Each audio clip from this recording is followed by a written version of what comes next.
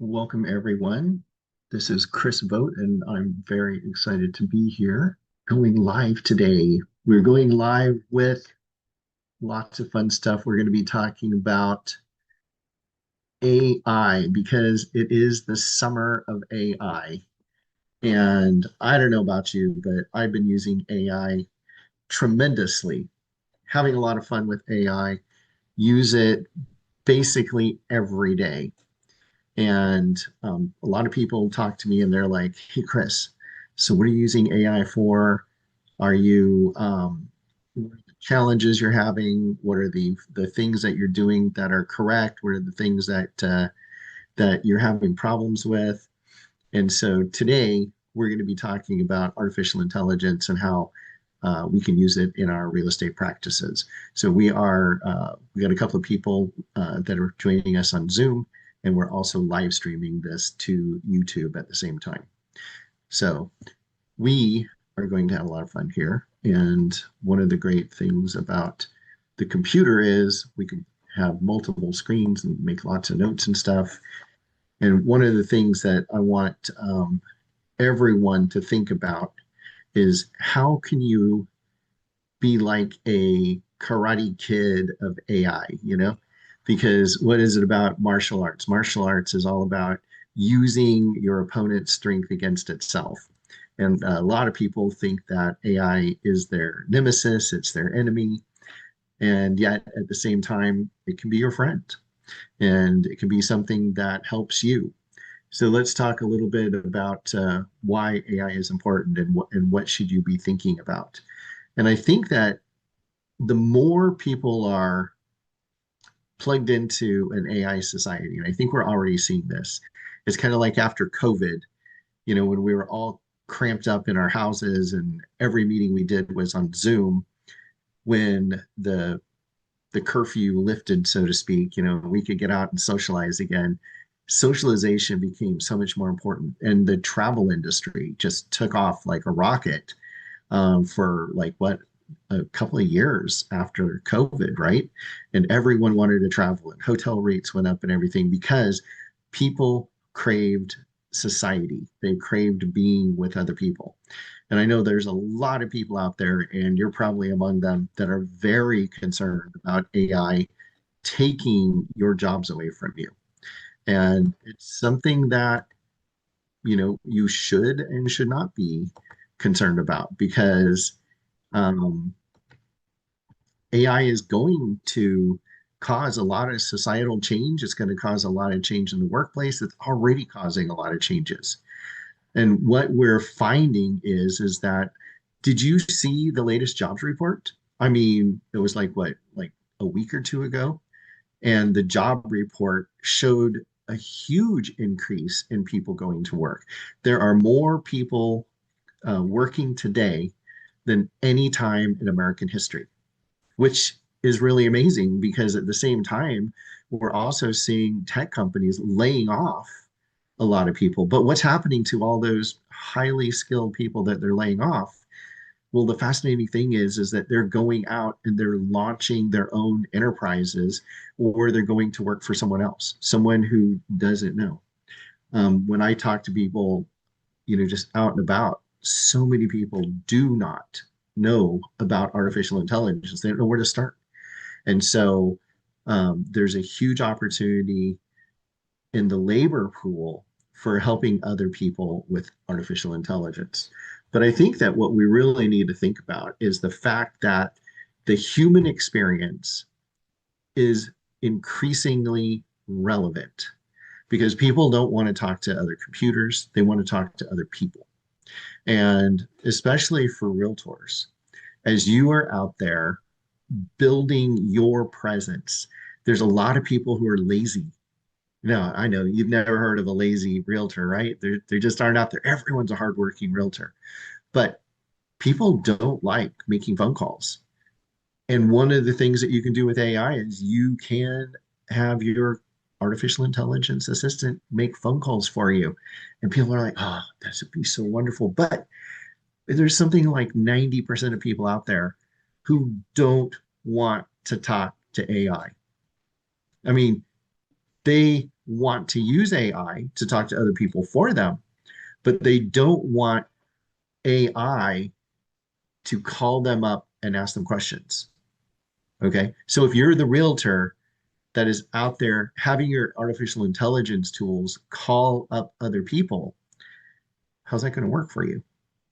I'm not so sure it's going to work out very well because most people don't want AI to call them. But what are you using AI for? Now, we got a few people here with us, and I'll invite the people who are joining us to join the conversation because I'd love to hear from you. So if you have something that you want to add to the conversation, just turn your camera on, raise your hand, and when I'm at a good place to chat with you, I'll bring you into the conversation. Okay. I think what we need to be talking about here, first of all, is I think all of you probably know who Simon Sinek is, right? Simon Sinek, famous for the always start with why. Why? All right. So why is it that you want to use AI? If you're here with us on Zoom or if you're with us on YouTube, I've got my phone here, right here. I got my phone so that I can see what's happening on YouTube and see when people are chatting with us. There, let me get my phone turned on. Yep, there we go. All right, so if you're on YouTube and you want to join in the conversation, assuming that you're on the live stream and not the replay, you know, put some comments in there, and I'll take a look at the screen there too. All right. So why is it that people want to use AI? Why should you want to use AI? Well, there's a couple of things. So number one, if AI is taking away some of your drudgery work or your time consuming work, does that give you more time for family? How about leisure? If you're using AI effectively, does that mean that you'll be able to make more money with the same amount of effort because AI is augmenting your ability? I think that AI is actually going to be a great equalizer in society because right now you can hop onto AI and you can ask it questions. We're going to talk about the validity of dealing with AI, some of the frustrations as we go along here today. But you can really augment yourself and you can make a lot more money maybe than what you're making today by using AI skills. Or you can work less time and um, and still make the same amount of money. Because not everyone is motivated by money. But so what do you got? We got family, we got leisure, we got money. How about fame? People want other people to know who they are. Relevance. Who doesn't want to feel relevant to the people around them? And maybe AI is something that you can leverage to increase your relevance because maybe other people around you don't have the information or the research abilities or whatever skill set you have that is enhanced by AI to help you with those other relationships. And of course, relevance always comes hand in hand with significance, right? We all want to be significant. So life is fun and I'm excited about AI. So what is it that we should be thinking about as realtors in why we want to do it or what kind of things we can do? And I made a huge list and we can't go through all of them today, but I do want to talk just a little bit before we get going here about the first thing, because I promised you today, yes, I did. I promised you that we would have 5 AI actions that you can take today. And I'm going to share my screen here. Where did my screen go? Oh, I'm on the wrong thing. Screen 2 and share. There we go. All right. So today's the summer of AI. 5 AI actions to take today. And the first thing that you should be doing every day is you should be using AI. Become comfortable with it. Talk to it. Even if you're chatting to it, send emails to it. There's all kinds of different ways that you can interact with artificial intelligence. But I know so many people who they're just not interacting with AI. So they're not starting to understand how they can become comfortable with it. They're not understanding the kind of things that they can be doing or should be doing with artificial intelligence. And that's really difficult if you're not using it to be able to really take advantage of it. I mean, when you were, I don't know, 16, 18, 25 years old, depending on, when you got your driver's license, if you didn't go out and get into traffic every day, then how comfortable were you? I mean, one of my friends, she still carts her 20 and 30-year-old children around all the time because they don't like to drive. So she drives them around. All right. Yeah. And they've got driver's licenses, or, some of them don't even have driver's license, I think. I don't know. We'd have to ask her about that. But the point is that you're not comfortable driving unless you drive.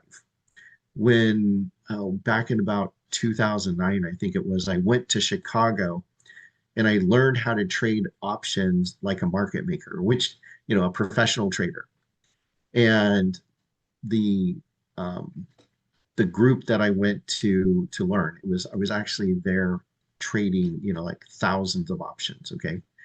And the instructor for the course, who had been a trader in the pits for, most of his life, he was like, the best way to become good at something is to do something.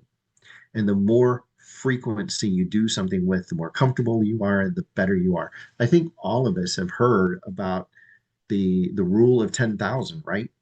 You do something 10,000 times and you master it.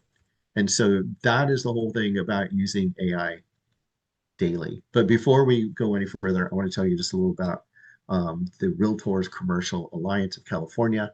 The mission statement of the Realtors Commercial Alliance: as the only commercial association of realtors in the state of California, we empower our members to thrive in commercial real estate through education, networking, and fostering collaboration among residential commercial real estate professionals and business brokers. So that's the Realtors Commercial Alliance, and we love people, our members, and our members get free education and training, like this class right here that we're doing on artificial intelligence as part of the Summer of AI. We're going to be doing this the third Wednesday at 4 o'clock Pacific time. We're going to do it here on Zoom, live stream it to YouTube, so that if you're not able to join us live, then you can join us on YouTube and catch the replay. And hopefully, the people who are joining us live, who are in the room, if you've got some participation, feel free to let us know. All right. So commercial real estate pitch and pro networking, we're actually putting that on hold right now for the summertime while we're doing the AI training. We're going to have a couple of social events that we're looking to hold in Southern California in the fall. And for our members, we have a member hotline. So those are a couple of things that you can think of when you're thinking about the Realtors Commercial Alliance. And coming up July 8th, mark your calendars, July 8th, 11:30 Pacific time. This is going to be fun. We're going to do a live stream on YouTube, and special guest, Eric O'Neill.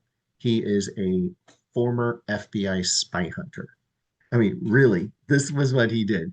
He was an FBI agent, and they actually made a movie about him taking down the most treacherous spy who was ever embedded at the FBI and who was selling secrets to America's enemies.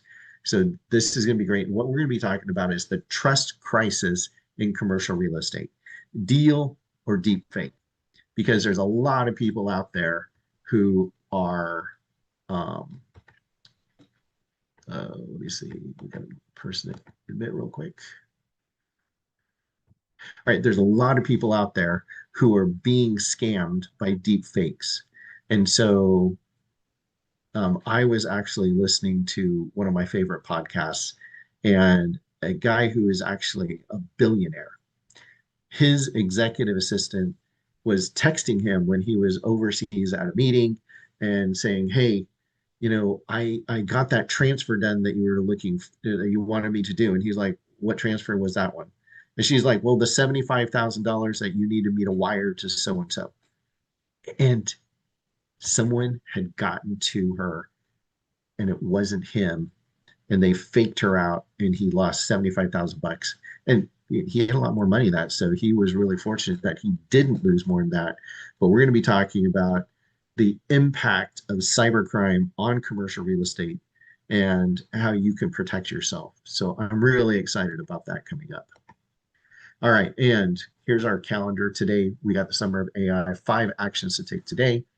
Then on July 8th, cybersecurity and the trust crisis in commercial real estate. And did I tell you the name of the movie? Oh, you should watch the movie. I found it online, and it's called Breach. And there's like 3 different movies called Breach. It's the one from 2007. All right, so that's the one you want to watch. And then coming up on July 15th, the third Wednesday of July, we're going to be doing part 2 of this series. And then also this summer, we're not doing this one live, but Dr. Lawrence Yun, the National Association of Realtors chief economists, and I are going to hop on Zoom together, and we are going to talk about commercial real estate and the economic outlook. And I got a whole bunch of questions that that I want to ask him. And so we're going to be doing that. That'll be pre-recorded, and we're going to post that for everyone to watch too. And then coming up to kind of cap off the summer is August 19th, the Summer of AI Part 3. So I'm really excited about the schedule we have coming up. And deferredtax.com is the sponsor of the Realtors Commercial Alliance. If you've got tax questions or tax interest, invite you to go check out their website, give them a call, and connect with our sponsor. All right. So the next thing I want to talk about is actually talking with AI. All right. How many of you talk with AI? Do you talk to AI? I mean, um, because how fast can you type versus how fast can you talk? How fast can you listen versus read? And this is the thing that I find interesting. I like talking to AI, but it can be really frustrating, but it can also be really liberating because I can be driving and talking to AI while I'm driving. All right. Um, about 3 weeks ago, I couldn't go to sleep. And I've got a rule that if I can't sleep and I'm in bed tossing and turning for an hour, then I'll get up and I'll find something productive to do. I don't get up and watch TV and stuff. That just doesn't work for me. But I get up and I'm like, I'm going to do something productive. And so what I've been doing is I've been working with artificial intelligence tools. And one thing I wanted to say real quick is today is not about what tools should you be using for what. This is general, all right? Because the tools, they change so rapidly. It's like this week, you know, Google Gemini might be on top. And next week, it might be Claude. And the week after that, it might be ChatGPT, because the tools keep changing and different tools have different things for you to do.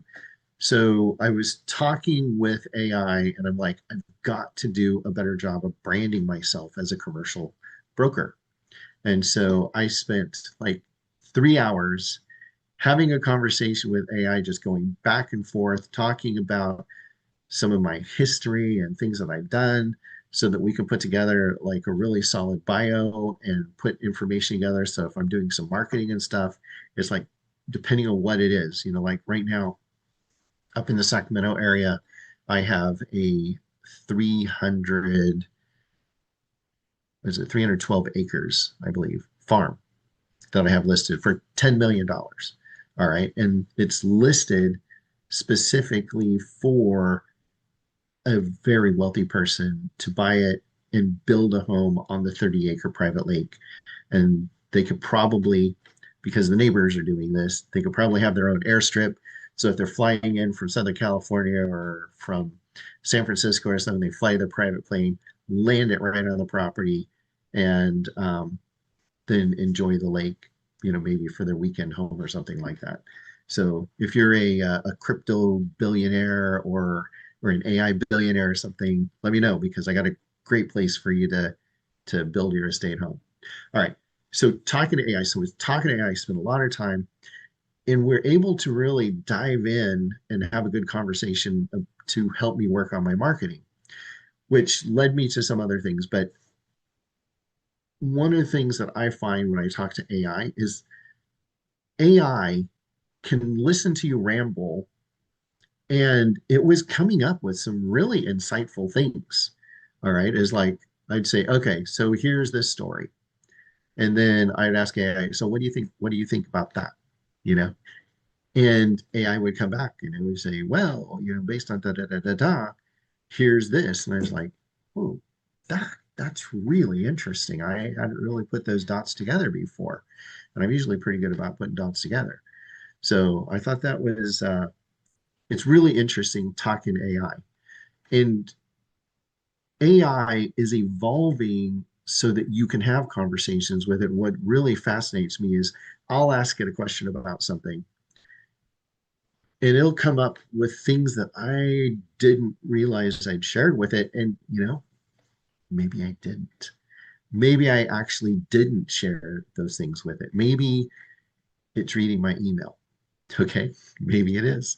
It would be surprised if it is. Every once in a while, I'll say, hey, I need to give you some context. And I say, you know, here's these contexts. And it'll say, oh, yeah, I already know about that.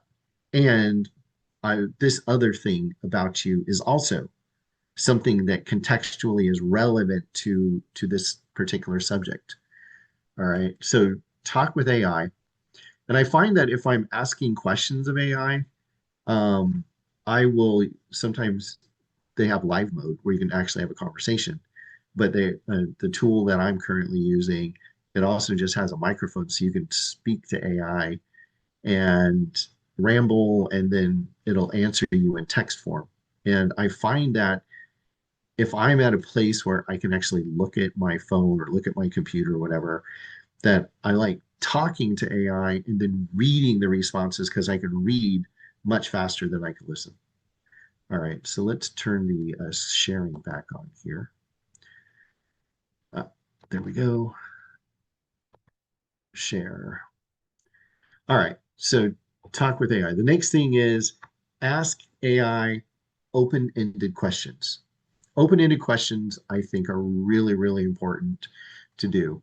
Um, so I'm going to turn on the chat because I want to make sure people don't have something that they want to say. Okay, someone's laughing at what I did. I don't know what it was because my chat was closed. Sorry about that, Helen. All right, ask open-ended questions. And so when I use if I'm trying to do research and stuff, a lot of times I will ask a really generalized question just to see where AI takes it because it will come up with some very interesting things that I hadn't thought of. Now, a lot of times what it comes up with is just like way out left field and has no interest to me. But sometimes the stuff that it comes up with is like, whoa, now that is really fascinating. Um, and I've asked AI questions about a lot of different things. I was actually in church one day, and uh, the teacher was talking about something, and I was like, that's interesting. I wonder about that. And so I was asking a kind of a narrower question about, and I didn't do the voice. I did it typing on my phone, and it came back with a very solid answer.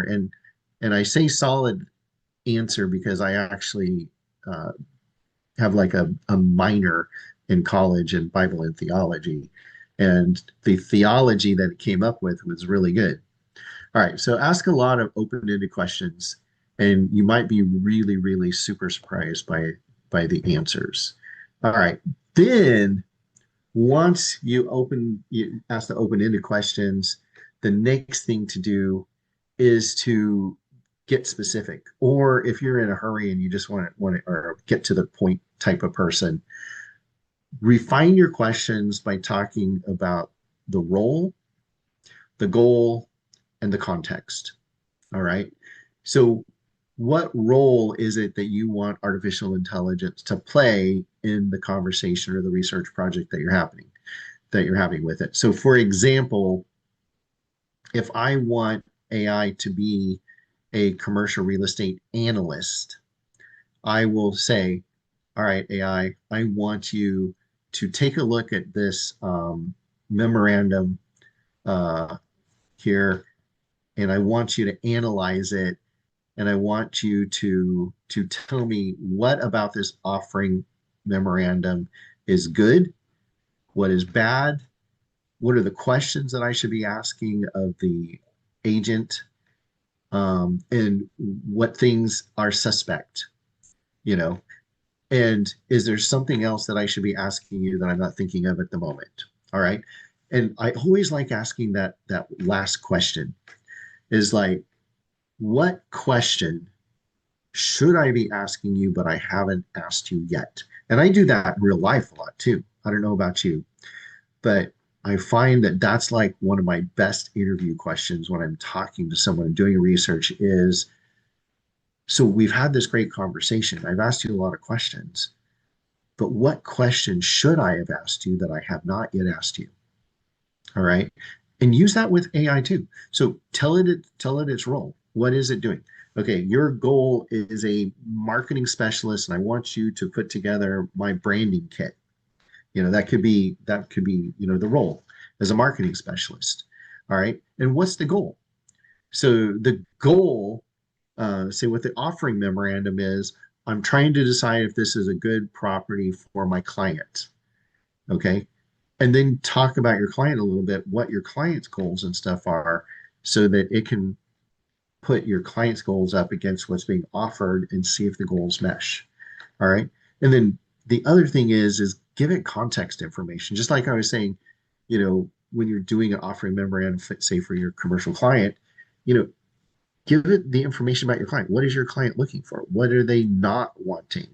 You know, all the different things that you take into consideration as an agent, feed that into AI because it'll give you better answers the more information you give it. So context is key.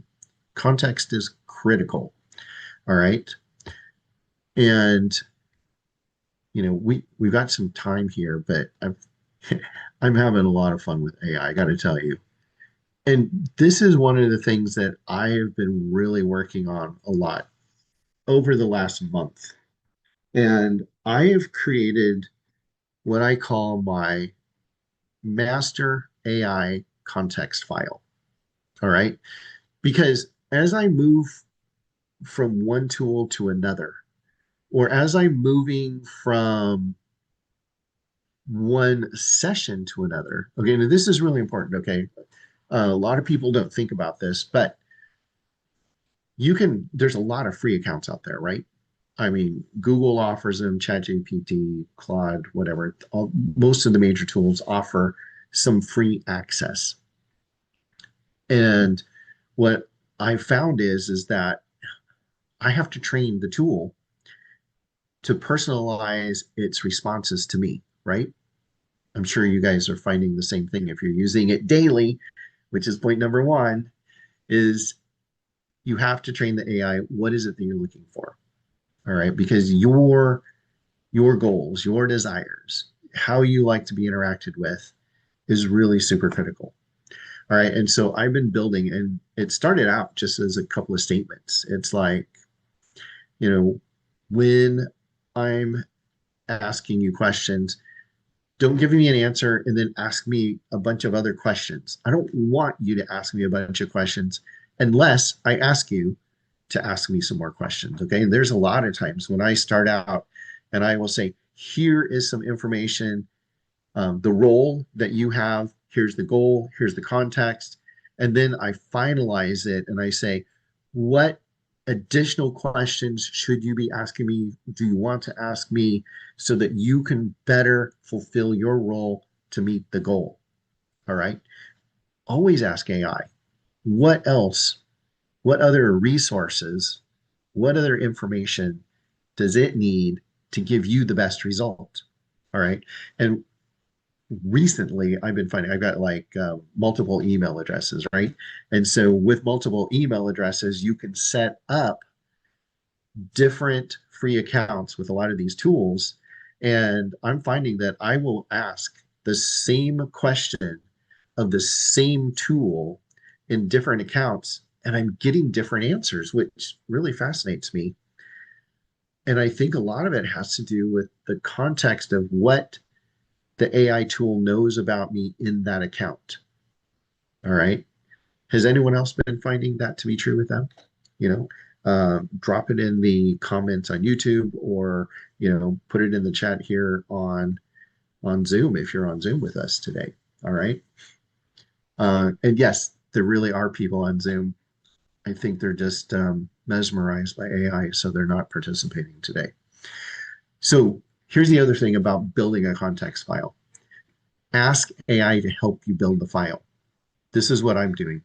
Is I've got a thread, a conversation that I've started up in the AI tool that I'm using today. And the tool I'm using today, I've only been using for like 2 months consistently. Before that, I was using a different tool.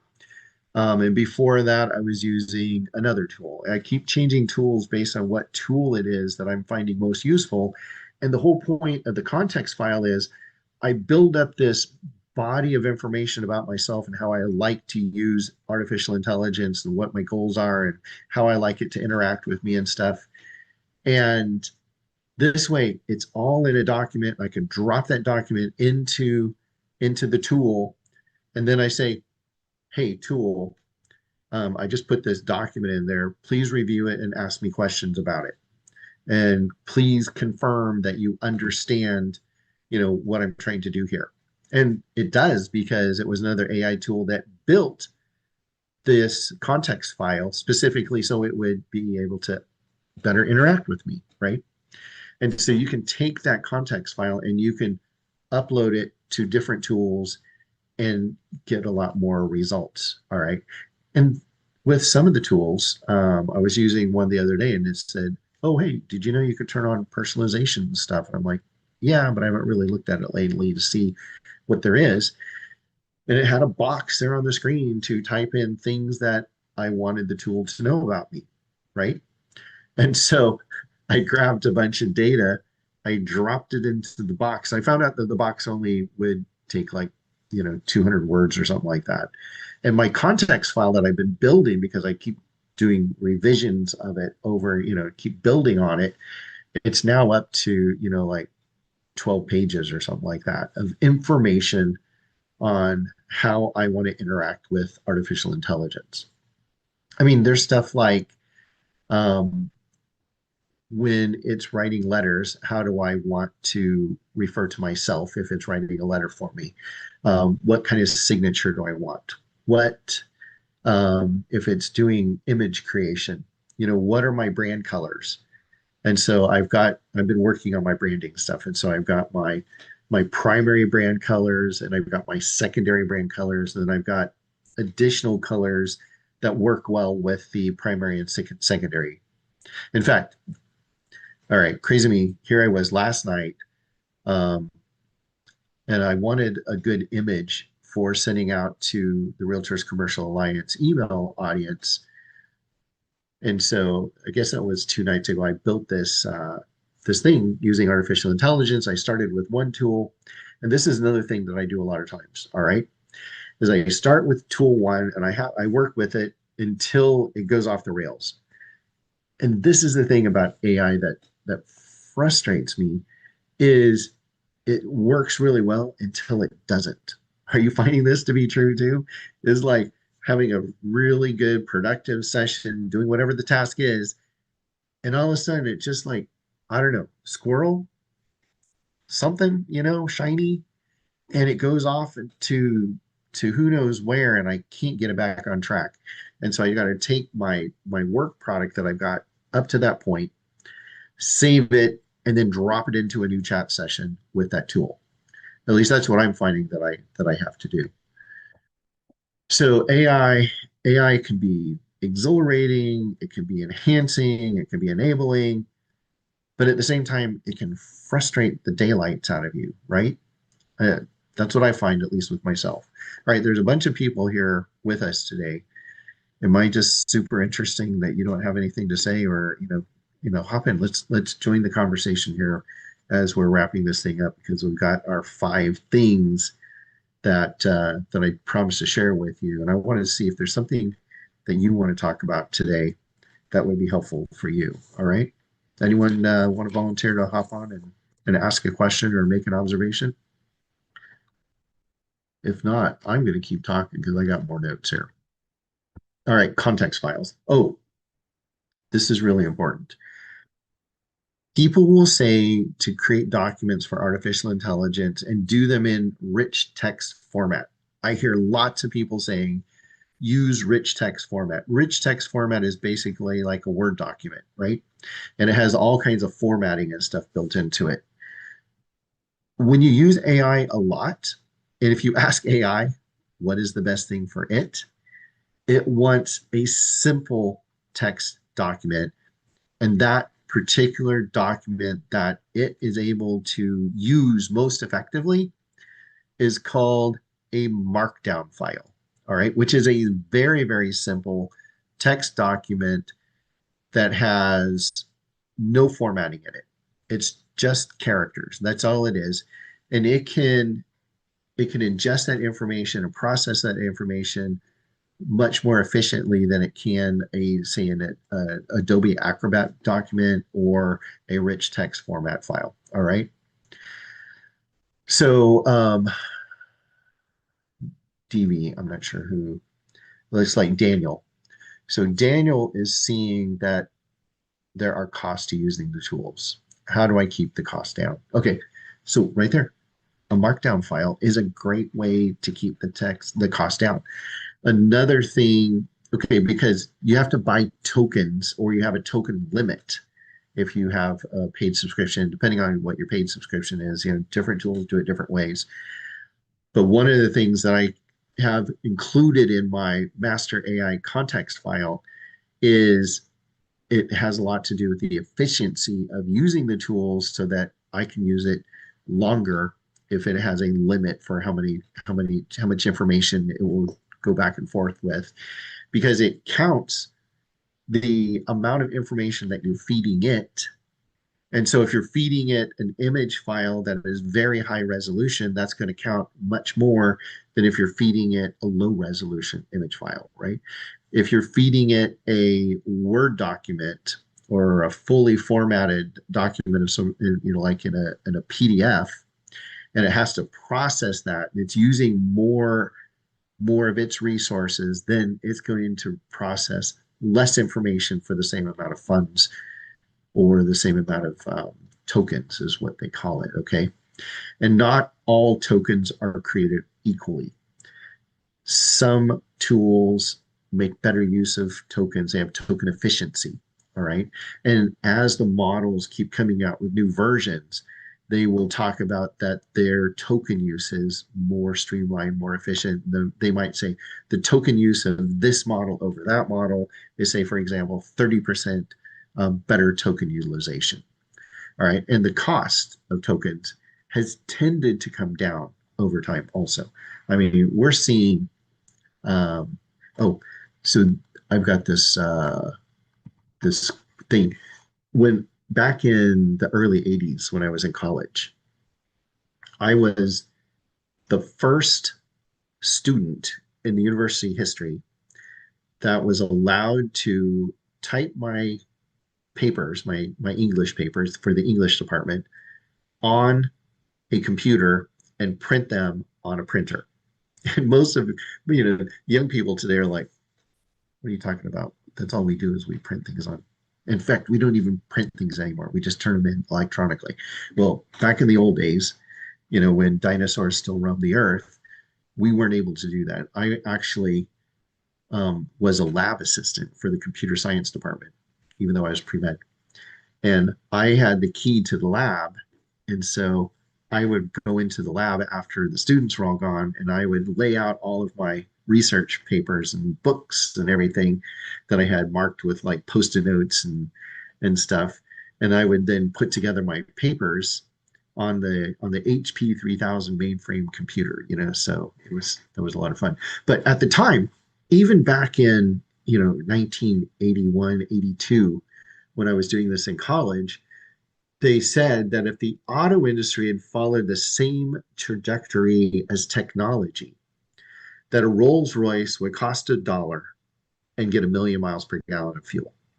And that was way back in the 80s. And if you think about how much technology has improved and changed and um, the efficiency of everything, then, Rolls Royces would be free and, you wouldn't even need energy to run them. It's that Jetson mentality, right? And so I think that's just amazing because when you look at what you can do with artificial intelligence today, June 17th, 2026 versus January of 2024. I mean, well, because was it 24 or 23 that we all started thinking about AI and using it, right? It was 24 months ago or 28 months ago or whatever it was. And the cost of using I mean, we're seeing on an annual basis the cost of using artificial intelligence tools maybe hasn't gone down as dramatically from, oh, it's $20 a month and it was $20 a month then, but the power of the tools is, 100-fold or 1,000-fold more impressive than it was back then. All right. And I don't want to make this about specific tools, but I have just been blown away by Canva because my brokerage has an enterprise account and all of the agents in our brokerage, we have access to Canva. And I couldn't help myself, but last night I was working on putting together some stuff and I was up until after 1 o'clock this morning because I was just so fascinating having conversations with Canva, a graphic arts tool, me being a person who is like totally illiterate when it comes to dealing with graphics. Okay. I'm like the world's worst artist. Okay. Absolutely the worst. If I draw stick figures, you couldn't figure out what they were. You'd think, oh, that's chicken scratch from whatever med school it was that I was applying to. But it's just really fascinating what you can do nowadays by having conversations with AI tools and doing it as a layperson and how it's understanding those conversations and producing something meaningful. All right. So that brings up there's a couple of points I want to make before we run out of time here today. And the first thing is privacy. Privacy is really important.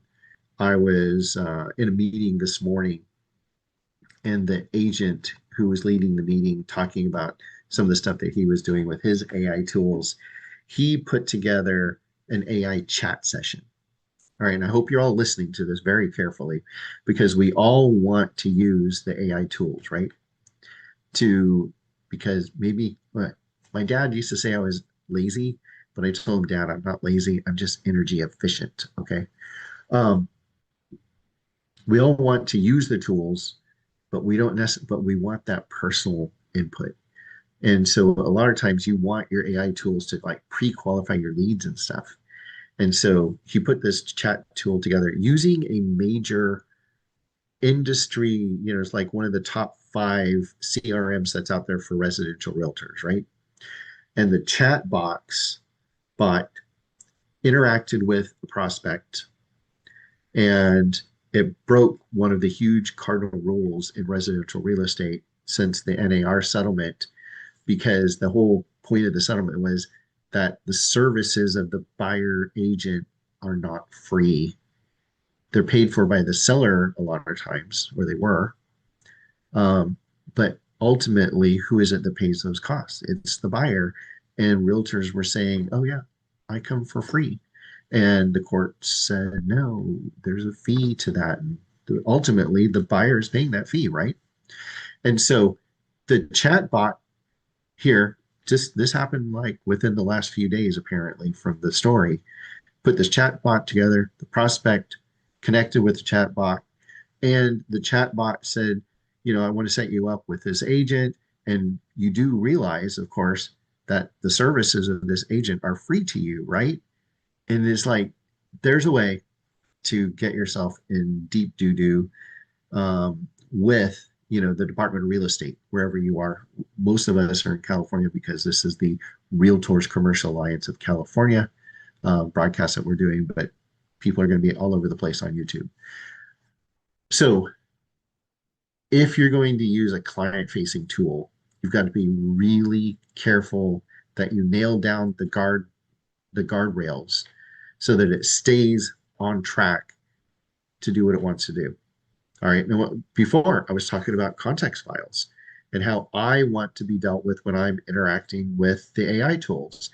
And I find that even though I have very clearly defined guardrails in my context file, and the AI tool actually wrote the guidelines for me, I will be having the conversation with the tool that wrote the guidelines, and it will break the rule.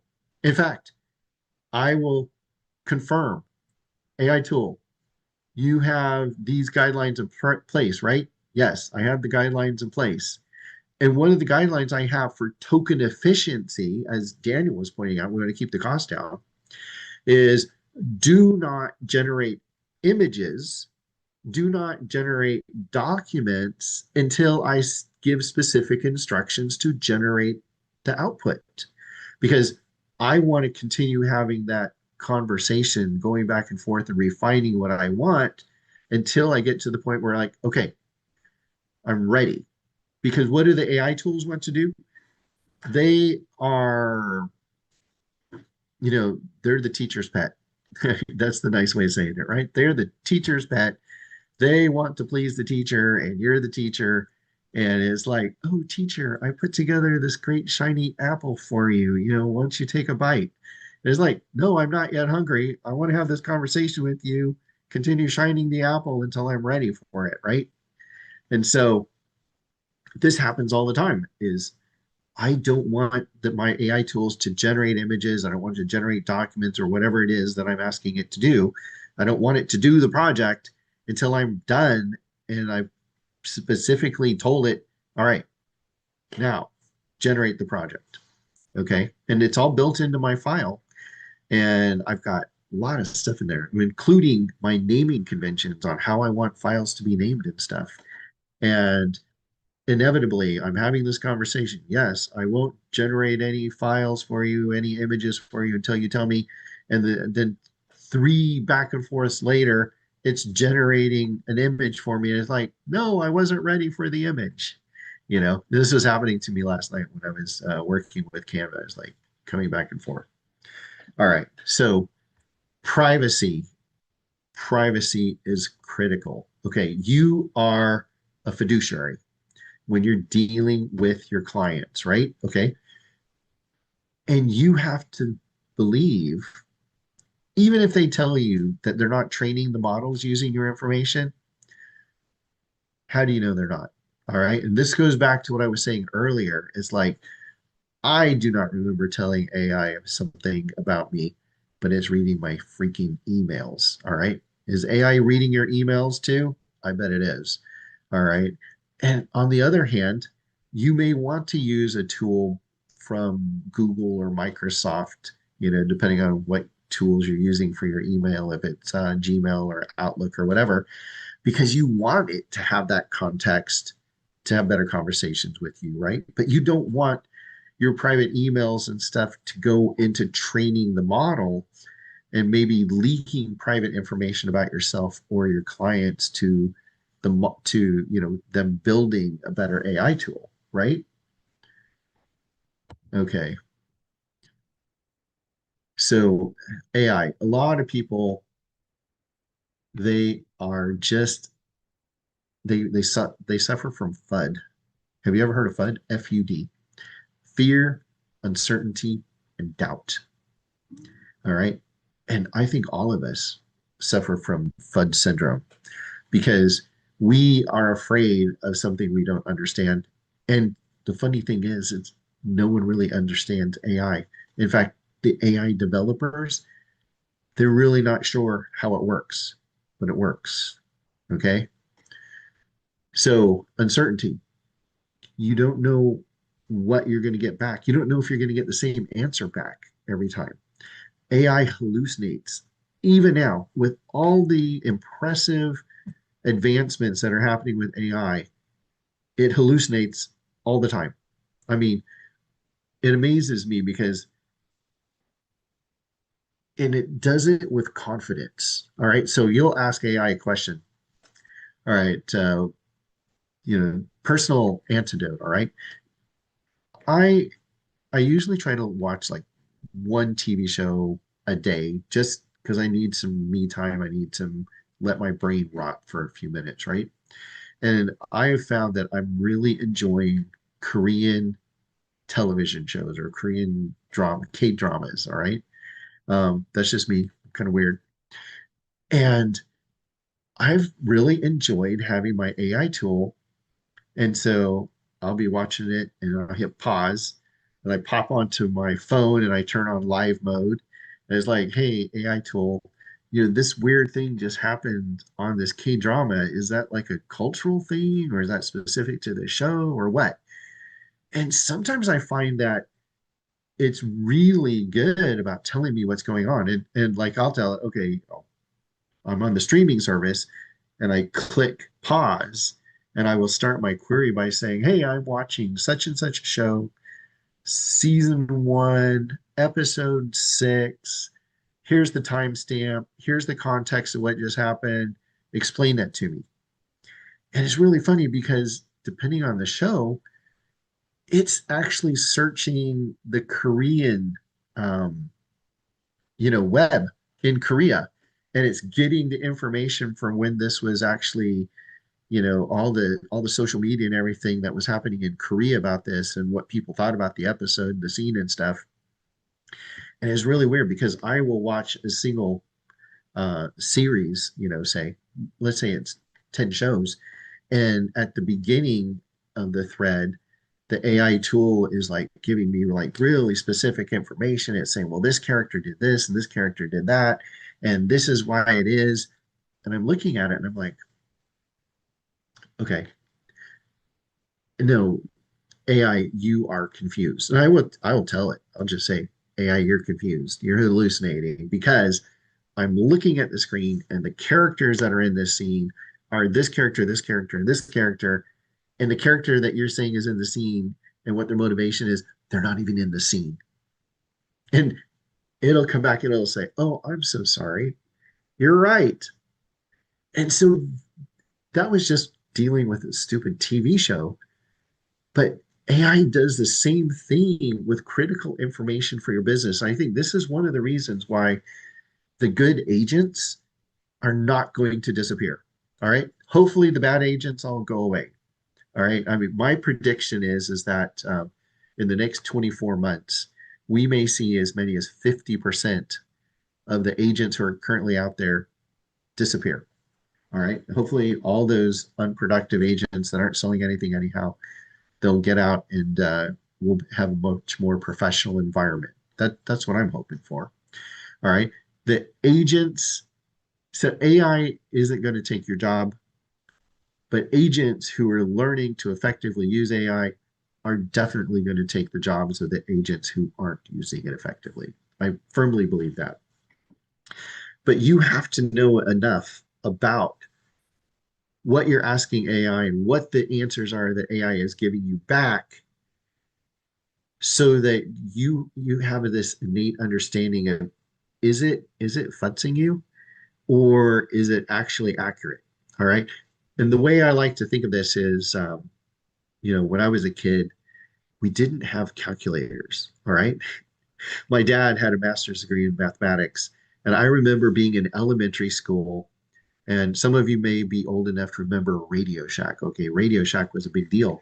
And Texas Instrument came out with like one of their first calculators that did square roots and stuff like that. All right. It was a really big deal. My dad was a math teacher. And I remember us going to Radio Shack when this little calculator came out and it cost over $1,000. And this was when money was worth something. All right. My dad bought this calculator and he was just so impressed with the computer in the calculator. And the reason I'm saying that is because it's a programmed function that it's going to give you the same answer every time if you put the same stuff in because of the way it's programmed. But AI, it won't necessarily give you the same function every time, and It's like raising kids, and you have to teach your kids the basics of mathematics. And I find it so fascinating, especially in commercial real estate, how you'll say to an agent, oh, great. So this property, this is the financial profile in this property. And agents will know if they're experienced of, yeah, you're right. For that type of property, that's a valid profile. But if you're talking to someone who doesn't know and you give misinformation and you say it with confidence, they may just accept it as real, right? How many offering memorandums have you looked at and the listing broker puts in some weird stuff in there that just doesn't make any sense economically, but yet they didn't know any better when they wrote the offering memorandum. All right. Or maybe the client gave them information and they didn't know enough to realize that the information the client was giving them wasn't accurate. Well, now with artificial intelligence, as people become more reliant on it and they accept it for being truth, they're going to be finding that no, not everything that AI is telling you is true. And I'm finding it virtually every day. Every day when I'm dealing with AI, I have to be super critical, super discerning to make sure that AI is actually giving me the correct information. And a lot of times, what I'm going to do is I'm going to ask the same question of three different AI tools to see how the answers stack up, if they're the same, if they're different, especially if it's something that I'm less familiar with. Okay. So, oh my goodness, time is fleeting. We've just got a couple of minutes left here. I trust that everyone has really enjoyed the session today. I've had a lot of fun kind of rambling, and I'm looking forward to having more interaction with you out there, whether you're on YouTube. If you've got questions, put the questions into the comments on YouTube. If you are on our mailing list, then, pop me an email. My cell phone is right down there on the bottom of the screen. You can see it right there, right? So be sure, send me a text. You can send me a text, call me 24/7, because I'm going to have AI start screening my calls for me, okay?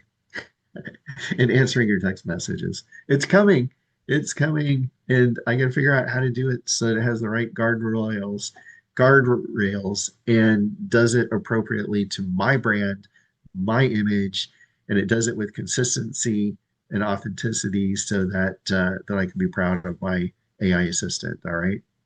So that's what I'm working on. I'm got a big development project I'm working on right now on artificial intelligence for real estate. We'll be talking about that a little bit in the future, hopefully. So, would love to know what it is that you're doing, how I can support you in the next session that we do. All right. So, and you can send email to me at the RCAOC. It's CEO, Chief Executive Office at rcaoc.org. That's the Realtors Commercial Alliance of California .org, rcaoc.org. All right, everyone. Thank you for joining us today. Really appreciate you. Appreciate that you were able to come hang out with us today. And thanks for those of you who are thanking me in the chat. And don't be bashful next time. Participate. All right. Take care.